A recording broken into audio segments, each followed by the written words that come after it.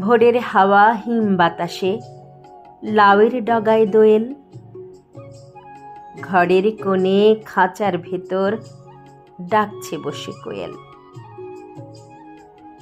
শীতের পাখির আনাগোনা, অপূর্ব এক ছবি।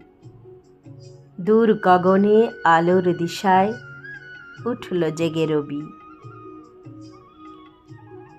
সকালবেলায় মিষ্টি রোদে ফড়িং ঘুরে ঘাসে, বিড়াল ছানা নেচে গেয়ে থাকে সদা পাশে। কবিতা মিষ্টি রোদে লিখেছেন কবির সুমন। কবিতাটি বাংলাদেশ প্রতিদিন ডাংগুলি পাতায় প্রকাশিত হয়েছে।